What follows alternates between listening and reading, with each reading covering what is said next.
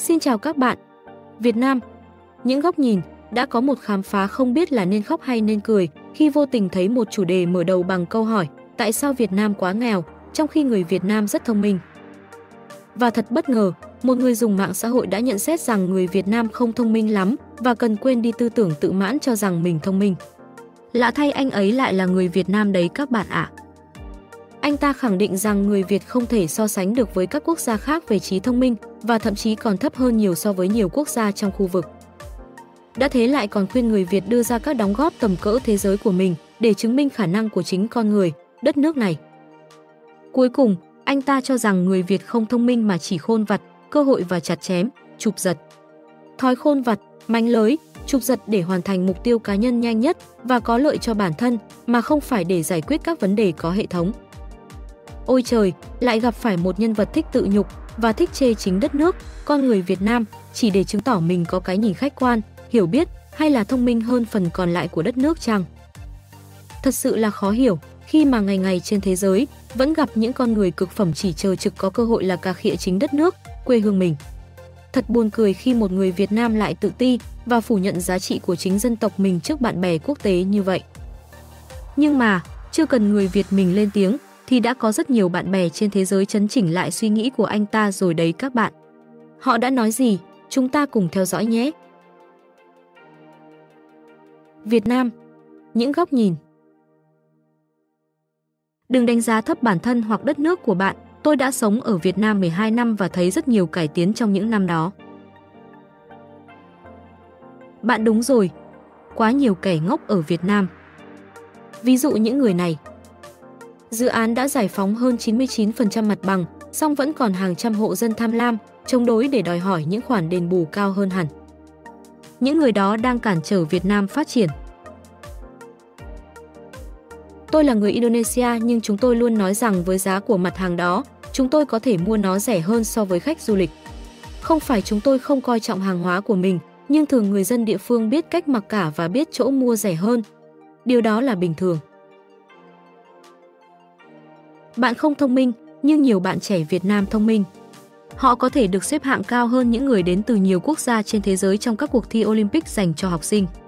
Năm 2019 họ xếp thứ 3, 7 trong tất cả các kỳ Olympic. Đây không phải là nơi dành cho những kẻ ngốc. Chà, người Việt không nghèo, lý do đất nước nghèo là do đồng tiền của họ nhỏ hơn và có giá trị thấp hơn. Tôi thấy có 3 lý do bạn đưa ra nhưng vẫn chưa đủ chứng minh Việt Nam không thông minh. Các bạn có xuất khẩu tốt sang các nước khác và cũng có một nền tảng giáo dục tốt. Lý do chính là có quá nhiều bạo loạn và tin giả ở Việt Nam. Vệ sinh cũng là một vấn đề vì đường phố ở Việt Nam tràn ngập rác và những thứ khác. Giao thông khá nguy hiểm khi ô tô và xe máy đâm vào nhau. Bạn là người Việt Nam nên tự hào về đất nước của bạn, hầu hết người dân của bạn rất thân thiện. Các bạn đánh bại con virus Covid-19 đó dễ như ăn bánh, chưa kể các bạn có mức tăng trưởng GDP tốt nhất trong những năm qua. Các bạn có công nghệ để phát triển. Đúng là các bạn thường chỉ trích vì nhiều lý do, như là hành động sai lầm của chính phủ, nhưng không sao, quốc gia nào cũng có sai lầm. Trải qua 1.000 năm đô hộ, 58 năm bị Pháp đô hộ, 20 năm chống Mỹ, 20 năm cấm vận và tuyên truyền chống chính quyền cho đến nay. Đó là lý do tại sao chúng ta nghèo và phải thông minh. Còn Ngô Bảo Châu, nhà toán học tầm cỡ thế giới thì sao? Việc quân Việt Nam đánh thắng Mông Cổ mà ngay cả quân đội châu Âu, quân đội Ba Tư và quân đội Trung Quốc cũng không làm được. Biết bao nhiêu học sinh Việt Nam đạt huy chương vàng các môn toán, lý, hóa, sinh trong các cuộc thi quốc tế. Phó chủ tịch của các tập đoàn quốc tế lớn đều là người Việt Nam, như Tăng Thái Hậu của Ford và John Woo của Boeing. Vâng, đại đa số người Việt Nam có thể không thông minh, nhưng ý tôi là giới thượng lưu, những người thuộc tầng lớp thượng lưu của Việt Nam cực kỳ thông minh theo tiêu chuẩn đẳng cấp thế giới. Chẳng hạn như Mông Cổ là một xã hội nguyên thủy lạc hậu so với các nước khác trong quá khứ, nhưng họ có Thành Cát Tư Hãn hoặc sự Butai, những người cực kỳ thông minh. Người Việt Nam mặc cảm rất lớn, họ tôn thờ người da trắng nói chung. Và tôi biết họ tôn thờ Mỹ nhất, giống như người Philippines. Vì vậy, họ cho rằng người Việt và người Hoa là hạ đẳng chủng tộc. Họ có quá nhiều chủ nghĩa dân tộc, nhưng lại có quá ít sự phân biệt chủng tộc. Thực tế có thể nhiều người trong số họ không tốt bằng người Mỹ hay người Nhật, nhưng bạn không tệ như bạn tưởng tượng đâu. Bạn ơi, Tôi đến từ một quốc gia có số lượng người Việt Nam cao nhất trên thế giới. Xét về dân số chung và quy mô địa lý của đất nước. Trên thực tế, tiếng Việt là ngôn ngữ chính thức được công nhận của nhóm thiểu số. Nếu không có tiếng Việt, chúng ta sẽ không có những cửa hàng tiện lợi, cửa hàng mỹ phẩm hay những nhà hàng phở, bánh mì, nem rán, vân vân. Hãy tự tin hơn, không có gì là lý tưởng, và Việt Nam cũng vậy. Nhưng tất cả người Việt Nam đều có trái tim rộng mở và rất thân thiện. Không có một quốc gia như vậy trên thế giới mà tôi đã từng đến. Tất cả chúng ta đều có một số nhược điểm. Yêu Việt Nam. Không phải doanh nhân nhưng rất nhiều Phật tử trên thế giới tôn kính Thiền sư Thích Nhất Hạnh. Nếu có một nhà sư thông thái như Thiền sư Thích Nhất Hạnh, tôi chắc chắn rằng có những người Việt Nam vĩ đại khác ở ngoài kia. Có lẽ ngoài ánh đèn sân khấu mà chúng ta không biết. Không phải tất cả những người thông minh đều ganh đua vì danh vọng. Hãy có thêm niềm tin vào đất nước của bạn. Nếu bây giờ nó chưa đủ tốt, hãy là một phần của nhóm thay đổi nó, chứ không phải là người hạ thấp nó. Những người như bạn, những người không đạt được kết quả cao trong cuộc sống, không thông minh, nhưng những người khác thì có. Việt Nam đã trải qua 1.000 năm Bắc thuộc Trung Quốc và 1.000 năm qua đã giành được độc lập. 1.000 năm bị Trung Quốc đô hộ nhưng không bị đồng hóa chứng tỏ nó kiên cường, bản lĩnh và trí tuệ. 1.000 năm sau, Việt Nam hứng chịu hàng chục cuộc xâm lược của Trung Quốc và các đế quốc khác, gần nhất là các cuộc xâm lược của Pháp, Nhật, Mỹ, Trung Quốc. Cuối cùng, tất cả những kẻ xâm lược phải rút khỏi Việt Nam. Như vậy trí tuệ của người Việt Nam rất cao, không có trí tuệ thì làm sao đánh bại được các cường quốc trong Hội đồng Bảo an Liên Hợp Quốc. Chỉ số PISA của học sinh Việt Nam được đánh giá cao. Tôi cho rằng Việt Nam sẽ phát triển trong những năm tới, vì người Việt Nam là những người có trí tuệ và quyết tâm rất cao. Chà, tôi chắc chắn rằng đó là do chảy máu chất xám và cũng là do nhận thức cố định của cha mẹ đối với con cái họ. Mong muốn điển hình của cha mẹ Việt Nam là con cái họ sẽ được nhận vào trường đại học tốt, làm việc cho một công ty nước ngoài và thậm chí kết hôn với người nước ngoài. Vì vậy, một số người thực sự thông minh và họ quá toàn cầu hóa và bằng cách nào đó họ quên mất rằng họ sinh ra ở đâu.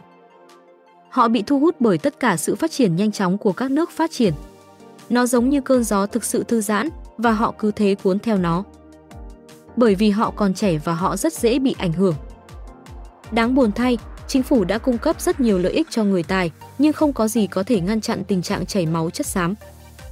Hy vọng rằng vấn đề có thể được khắc phục và chúng ta có thể tạo nên một Việt Nam vĩ đại, giống như cách người Mỹ đã làm với đất nước của họ. Đối với Việt Nam, nghèo đói và thịnh vượng không liên quan. Hai điều quan trọng đối với họ trước khi lên thiên đàng, đó là kìm giữ Trung Quốc. Họ rất giỏi trong việc ngăn chặn Trung Quốc trở thành một siêu cường như Vương quốc Anh. Họ cảm thấy tiếc cho người Ireland lẽ ra phải làm tốt hơn. Trung Quốc khó làm siêu cường thực sự khi có Việt Nam bên cạnh. Giữ lấy bờ cõi. Họ không muốn mất đất như người da đỏ và thổ dân. Để làm được những điều này, người Việt Nam phải thông minh và không quá quan tâm đến vật chất. Có nhiều nguyên nhân dẫn đến tình trạng nghèo đói của Việt Nam. Thời gian sống trong hòa bình để làm giàu của Việt Nam rất ngắn so với các nước láng giềng. Vì các nước lớn luôn muốn áp đặt các hệ giá trị của họ vào Việt Nam, từ Pháp, Mỹ cho đến Trung Quốc, dân tộc Việt Nam không thể chấp nhận sự đô hộ của ngoại bang nên phải cầm vũ khí. Trí tuệ của người Việt thể hiện trong chiến tranh, ngày nay thể hiện trong đời thường. Trong một thời gian ngắn, Việt Nam đã làm được rất nhiều so với các nước trong khu vực phải không? Còn về trí tuệ của người Việt, hãy để kết quả các cuộc thi quốc tế chứng minh. Nếu học sinh nước bạn không giỏi bằng học sinh Việt Nam, đừng khoe rằng dân tộc mình thông minh hơn. Hầu hết các comment của người nước ngoài đều có cái nhìn khách quan về Việt Nam, thì lạc lõng đâu đó vẫn còn tồn tại một số comment của người nước ngoài nói tiếng Việt. Các bạn hiểu rồi chứ, là mấy cái người sống ở nước ngoài, nhận là người Mỹ hay Úc gì đó, nhưng nói tiếng Việt và luôn thích xuyên tạc về Việt Nam, nói kháy, móc mỉa về Việt Nam hiện tại và tự huyễn về cái chế độ xưa cũ của họ ấy. Comment này rất buồn cười, tính giải trí rất cao. Đắn đo mãi thì thôi mình vẫn sẽ đọc cho các bạn nghe để cùng giải trí cho vui vậy. Việt Nam trước 1975 đã trên con đường trở thành một cường quốc trên thế giới. Quốc gia giàu thứ 3 ở châu Á và có tiềm năng thậm chí vượt qua Nhật Bản vì chúng tôi có nhiều tài nguyên thiên nhiên hơn. Chúng tôi đã chế tạo ô tô khoảng 30 năm trước khi chiếc ô tô đầu tiên của Hàn Quốc được sản xuất. Chúng tôi đi trước Hàn Quốc 20 năm nhưng đã đi lùi 50 năm phát triển sau khi rơi vào tay Việt Cộng và chủ nghĩa cộng sản. Bất cứ ai nói người Việt Nam không thông minh là không biết lịch sử của chúng tôi, lịch sử thực sự của chúng tôi. Tôi quá mệt mỏi với những người Việt Nam ngu ngốc ở Việt Nam, bị tẩy não đến nỗi họ thậm chí không biết sự thật. Vâng ạ, xin viện trợ cả của Lào nên có thể nghĩ mình giàu như vậy. Cả vẻ đẹp chỉ tập trung vào vài quận trung tâm, với chỉ góc chụp đó, vị trí đó nhưng tự huyễn đấy là sự giàu có của cả Sài Gòn. Hài hước không các bạn? Hài đến không nhịn nổi cười á. Về Việt Nam rồi nói bác ơi. Gần 50 năm chưa về Việt Nam thì nói cái gì là khiến người ta cười cái đó thôi bác.